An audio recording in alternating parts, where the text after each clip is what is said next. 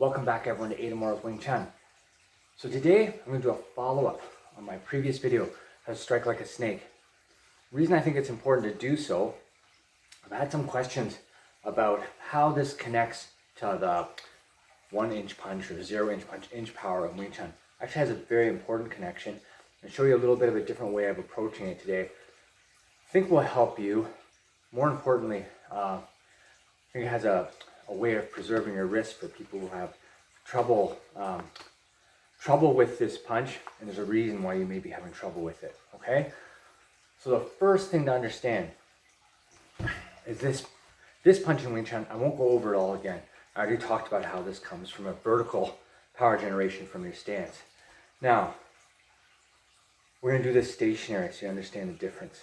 Okay, so if I just punch here, so no windup, just from this position here. Okay, so if I punch and I just come off the surface here, so throw my fist and retract, that's a basic punch.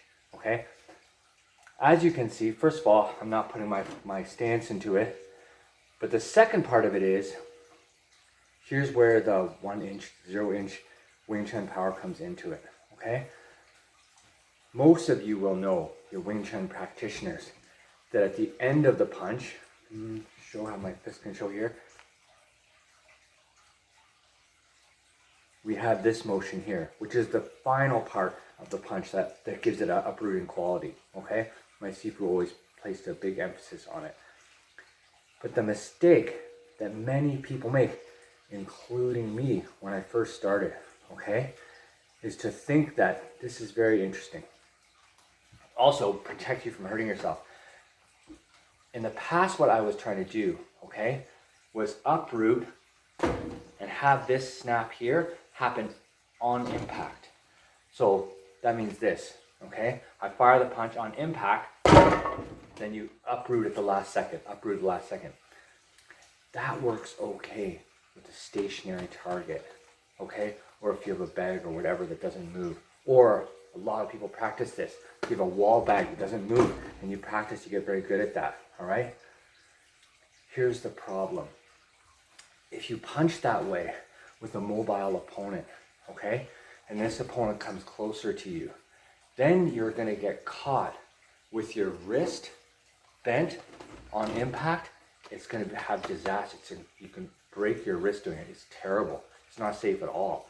Okay, so the key with this, to make this work, is that you have to get used to impact first with a straight, solid wrist. So when you fire, you're firing with a straight wrist, and then you uproot after impact. You get used to the feeling. You can practice this slowly. So what that means is you practice first connect, and then impact, and then this motion. Connect, then this motion. Connect, then this motion. Then that after a while becomes natural. It's after you connect, okay? That way, when you're hitting, you're keeping this strong structure here. So even if the person moves in, you're still they came too close, you're still here, and you get used to this afterwards. But you're not hitting with a bent wrist.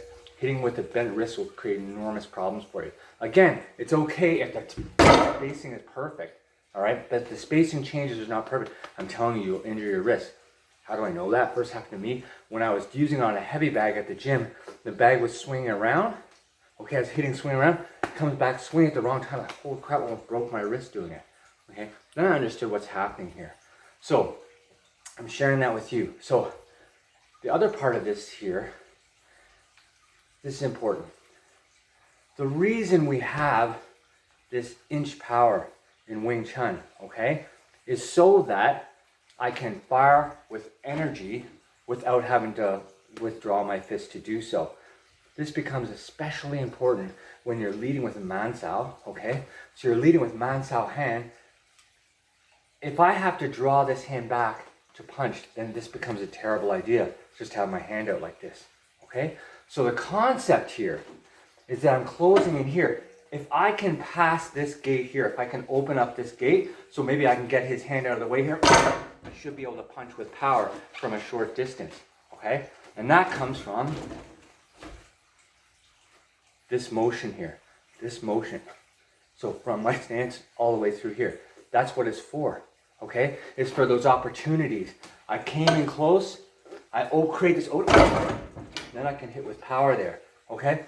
Otherwise, if I'm here and I can't hit with power, it's just gonna be pawing at him, won't do anything. It's meaningless, okay? So, when you're practicing, you can first practice through your stance, relax, and practice throwing away. I want you to try to do it against something. So whether you have a wall bag or my wooden dummy hack here, century bob, doesn't matter what it is, okay? Feel the difference between just throwing a straight shot and bouncing off, okay? And sinking in. It's a big difference. It's a big difference when you use this inch power generation. That's the secret to being hit up close. Then if you want to practice it, you can try getting closer and closer, and you can still get sudden shocking power with it, okay?